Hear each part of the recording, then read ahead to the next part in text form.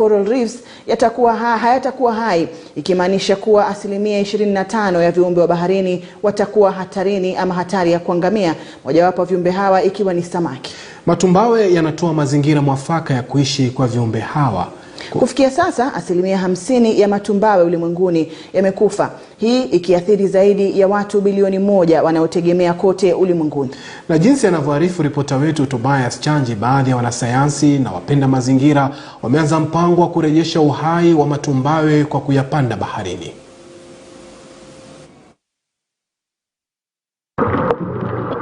Matumbawe au coral reefs humaanisha mawe kwa watu wengi, ila haya ni mawe yaliyo na uhai na ambayo wanasayansi huyaita msitu wa bahari.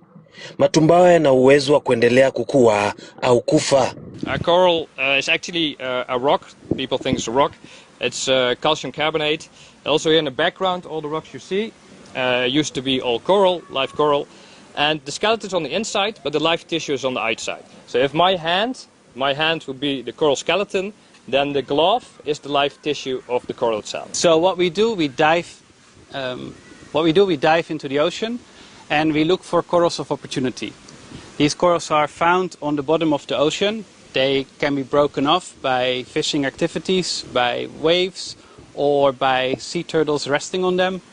We take these broken coral fragments and then we put them in coral tree nurseries. You see coral tree nurseries here in the back, and we hang them in there.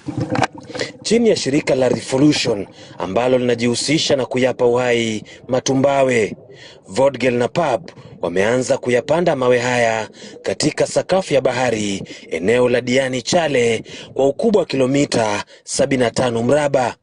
Inachukua muda wa mwaka 1.5 kwa matumbawe haya kukua na kukusanyika pamoja. The large coral colonies that we harvest from these nurseries, we take them to artificial reef structures like bottle reefs and cakes, we call them.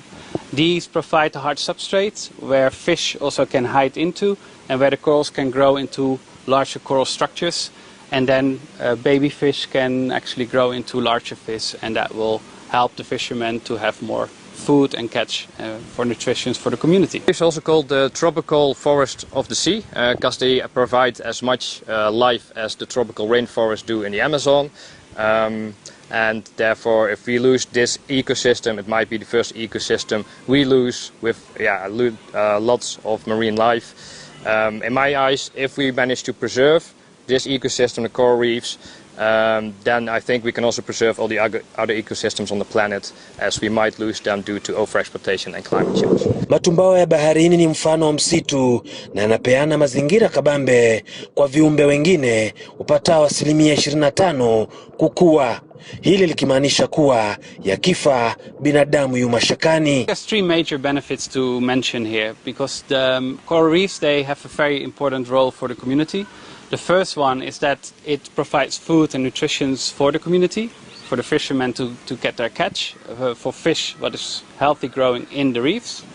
Secondly, it's important for erosion, so they will stop eroding the beaches, they will stop eroding the coastline, and a healthy reef will stop the waves from smashing into the beach. And if the beach erodes, that will leave not much space for tourists to actually enjoy the beautiful beach of Diani. Kwa mjibu wa Peter Vodegel, ambaye ni mwanasayansi wa baharini, zaidi ya watu bilioni 1 duniani wanategemea matumbawe kwa aidha uvuvi au utalii. Ila kwa sasa 50% imeangamia zaidi kutokana na matumizi mabaya na uchafuzi wa mazingira. They expect that by 2050, 95% of all coral reefs might be gone. As 25% of all marine life depends on coral reefs, this can have a huge consequence for all marine life in the ocean, may disturb the whole balance of ecosystems in the ocean, and have a huge consequence for all the 1 billion people depending on coral reefs and the animals thriving in coral reefs. Katika pwani kusini, baina ya 60 hadi 80 ya matumbawe yameangamia, sababu kuu ikiwa mabadiliko ya anga. In general, the biggest enemy worldwide for coral reefs is climate change.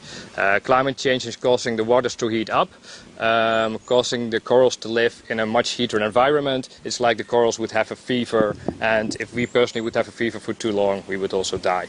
Hii ndio taswira kamili ya jinsi bahari ilivyo, na hili linamaanisha kuwa matumbawe yakiharibika, basi viumbe wote baharini wamo hatarini. Tobias Chanji, KTN News, eneo la Diani, kaunti ya Kwale.